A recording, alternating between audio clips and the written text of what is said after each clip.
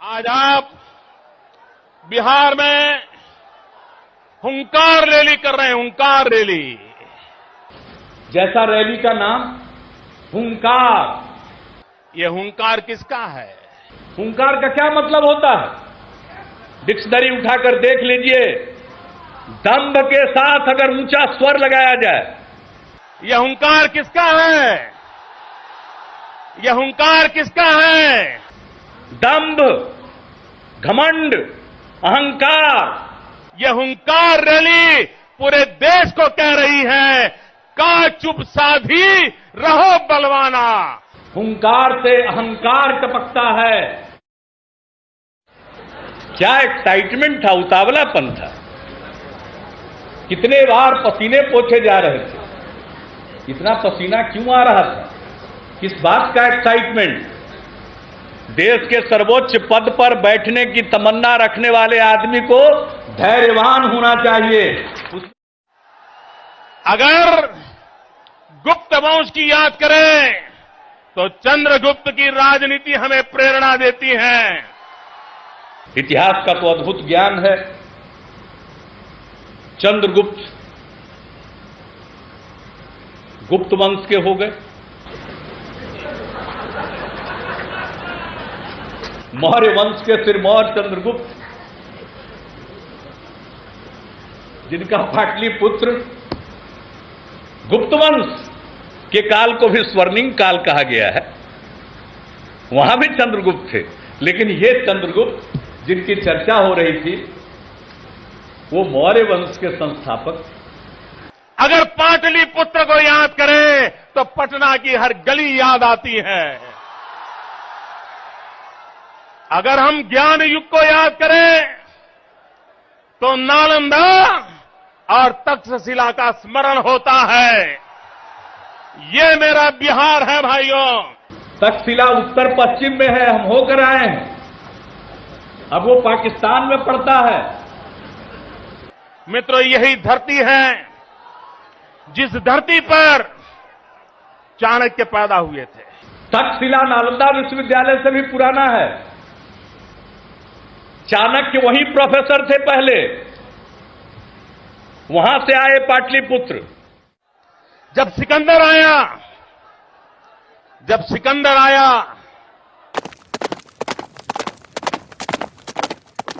और सिकंदर यहां पर सारा विश्व विजेता करके आया था, और जब बिहार से लोहा लेने की बार आई तो क्या हाल हुआ मित्रों? दीने इलाही का बेबा के बेड़ा, नक्शा जिसका अक्साई आलम में पहुंचा कि ये 500 पार सातों समंदर, न अमन में ठिठका न कुलजाम में झिझका, वो डूबा दहाबे में गंगा के आकर। सिकंदर को गंगा नदी के किनारे तक पहुंचा दिए। वो तो सतलज के पहले ही से भाग गया। उसकी फौज कमजोर पड़ गई थी, बीमार पड़ने लगे थे और रास्ते में मर भी गए। वो गंगा नदी के पास तक नहीं आ पाए। लोग मुझे पूछते थे कि आपके मित्र ने बीजेपी को क्यों छोड़ दिया? मैंने कहा, जो जेपी को छोड़ देता है वो बीजेपी को क्यों नहीं छोड़ देगा? तुकबंदी हो रही है भाई। कभी कभी हम लोग कहते हैं, कोई आदमी कहता है कि जरा शेर सुनाते हैं, तो बहुत बार हम लोग कहते हैं क्या ही चमनिया शेर सुना रहे हो। तो तुकबंदी है। जेपी को छोड़ दिया तो बीजेपी को छोड़ दिया। जेपी को कब छोड़ा? कब छोड़ा जेपी को? कब छोड़ा, मैं जानना चाहता हूं। इसलिए कि बीजेपी में भी बी के बाद जेपी है, इसलिए तुकबंदी है। जेपी को छोड़ दिया तो बीजेपी को भी छोड़। अरे कुछ तो स्तर होना चाहिए। तुकबंदी के लिए यूं ही कुछ बात कहना।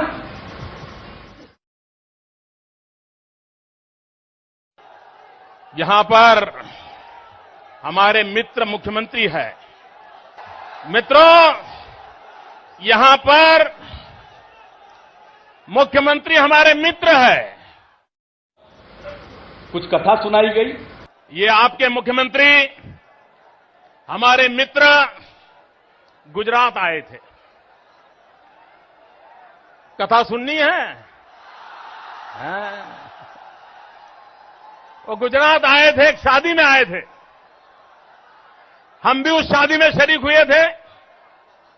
हम एक टेबल पर खाना खा रहे थे। शाम का समय था। ये हमारे मित्र, हमारे मेहमान थे।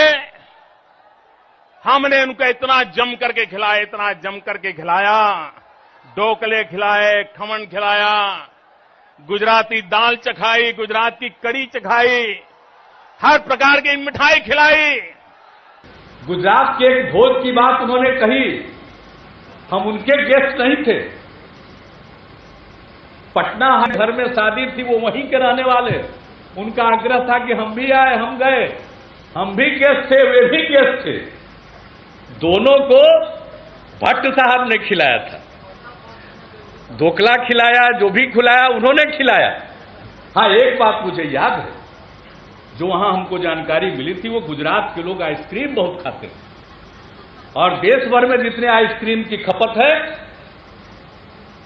उसका आधा गुजरात में खपत है। ये हम वहीं जाने। मीठा तो खाते हैं, लेकिन मीठा खाने का असर भी होना चाहिए। जुबान मीठी क्यों नहीं है? एक झूठी कथा भी कही गई। एक साल पहले की बात है। प्रधानमंत्री की टेबल पर हम और हमारे बिहार के मित्र मुख्यमंत्री दोनों एक ही टेबल पे भोजन पे आ गए। भोजन परोसा जा रहा था, लेकिन वो खाना खा नहीं रहे थे। इधर उधर देख रहे थे, चारों तरफ देख रहे थे। मैं प्रधानमंत्री के सामने देखूं, उनके सामने देखूं, मैं परेशान था कि भाई बात क्या है। प्रधानमंत्री के किसी भोज के किसी टेबल पर हम और वो आमने सामने कभी नहीं बैठे। ये बनावटी है। वैसे ही हवा जैसे बनावटी है, कुदरत की हवा नहीं है, ब्लोअर से दी जाने वाली हवा है। उसी तरह से कहानी भी झूठी। कथा सुना रहे थे। एक कथावाचक जो वहीं के हैं, उनका हस्र तो देख ही रहे हैं ना आप लोग।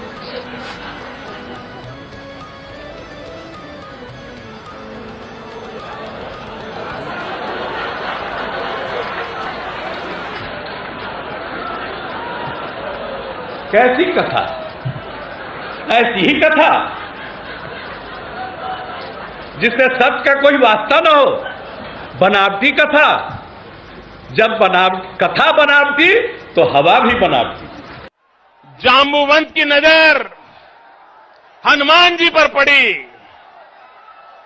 और उस समय हनुमान जी ने जाम्बुवंत को जो कहा था, भाइयों बहनों, हनुमान जी ने जाम्बुवंत को उसकी याद दिलाई थी, उसकी शक्ति का स्मरण करवाया था, उसके पूर्वजों का पराक्रम याद कराया था। हनुमान जी ही जाम्बुवंत को शक्ति का एहसास करा रहे थे। खैर बाद में तो समझे कि जाम्बुवंत जी हनुमान को शक्ति का एहसास करा रहे थे। यदुवंश के राजा श्री कृष्ण भगवान हमारी गुजरात की द्वारिका नागरे में आकर के बसे थे। ये कैसी पार्टी है? कभी इन्होंने भगवान राम को अपना एक्टिव मेंबर बना लिया था और पटना में आकर के कृष्ण भगवान को एक जात की सीमा में बांध दी। भगवान कृष्ण को भी जात की सीमा में बांध दिए। भला बताइए। यदुवंश से जुड़े हुए सभी भाइयों बहनों को कहना चाहता हूं, चाहे उत्तर प्रदेश हो, बिहार हो, ये श्री कृष्ण भगवान के वंशजों को कहना चाहता हूं, मैं गुजरात में द्वारिका नगरी से आशीर्वाद लेकर के आया हूं। आपकी चिंता करने का जिम्मा मैं लेता हूं। अरे भाई, भगवान कृष्ण गए थे मथुरा से द्वारिका, और द्वारका गए, द्वारकाधीश बने, और वहां ने द्वारकाधीश क्या थे? द्वारका स्टेट क्या था? वो एक पोर्ट सिटी था, समुंदर के किनारे उन्होंने पोर्ट सिटी की स्थापना की। वो राज्य साधन संपन्न हुआ, बहुत बड़ी फौज उनकी थी, और देश पर उनकी नीतियां चली। भगवान राम छत्री, भगवान कृष्ण यदुवंशी नहीं। अरे लोहिया की बात करते हैं तो लोहिया की बातों को भी जानिए। अब भगवान राम आज के किसी पार्टी के एक्टिव मेंबर नहीं है, भगवान कृष्ण है। जब मर्जी भगवान राम को इन्वोक कर दिया, जब मर्जी भगवान कृष्ण को इन्वोक कर दिया।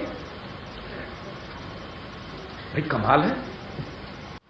कोसी में त्रासदी आई, बहुत लोगों ने मदद की, हर राज्य ने सहायता भेजी, 5 करोड़ की सहायता भेजी गई। उसका गुणगान किया गया कि विपत्ति के काल में हमने मदद की। अरे जो दान दिया जाता है उसका बखान नहीं किया जाता है। मेरी शिकायत इस बात पर थी कि इस बिहार के कोसी त्रासदी में जहां हजारों करोड़ लगे, 5 करोड़ की क्या मुराद, कैसा दान देते हो, बखान करते हो, ले जाओ अपना 5 करोड़ रुपए। तकलीफ लगी उस समय तकलीफ लगी, लेकिन जो चेक गया उसको भुना लिया गया। एक तो दान दिया, उसका बखान किया, वो पैसा लौटाया, उसको वापस रख लिया। ये कहीं देखा है? ये है भारतीय संस्कार? कैसी भाषा का प्रयोग कर रहे हैं, किस तरह की उत्तेजना पैदा कर रहे हैं। ये विश्वासघात करने वालों को सजा दोगे, ये विश्वासघात करने वालों को सजा दोगे। कहा गया सजा दोगे, सजा दोगे, सजा दोगे, चुन चुन के साफ कर दोगे। उसके बाद कहा चुन चुन कर साफ करोगे। एक बार नहीं 3 बार चुन चुन कर साफ करोगे। लोकतंत्र में चुन चुन कर साफ किया जाता है कि चुनाव में हराया जाता है? ये लोकतंत्र है या फांसीवाद है? ये कैसी भाषा है, चुन चुन कर साफ करोगे? ये लोकतंत्र की भाषा है या फासिज्म की भाषा है? हम देश की जनता को आगाह कर देना चाहते हैं, फैसला उनको करना है। ये भाषा लोकतांत्रिक नहीं है। अपने विरोधियों को चुन चुन कर साफ करेंगे और फिर उसके बाद कोई विरोध का स्वर होगा उसको साफ करेंगे। यानी विरोध के, असहमति के स्वर को हम बर्दाश्त नहीं करेंगे। यह सिर्फ तानाशाही नहीं है, यह फासिज्म है। और वही बात है, जब फासिज्म में यकीन हो तो आदर्श हिटलर हो जाता है, और जो हिटलर ने किया वही काम किया जाता है। उनका प्रचार मंत्री था गोएबल्स, उसका सिद्धांत था एक झूठ को 100 बार दोहराओ, वो सच का रूप धारण कर लेता है। यही हो रहा है प्रचार। विकास विकास विकास। लोकतंत्र रहेगा तभी आप लिख रहे हैं और ये चैनल पर दिखा रहे हैं, याद रखिएगा। इस खबर को अभी लाइक करें, शेयर करें और ऑनलाइन न्यूज इंडिया की सभी खबरें अपने मोबाइल फोन पर सबसे पहले देखने के लिए अभी चैनल को सब्सक्राइब करें और घंटी जरूर दबाएं।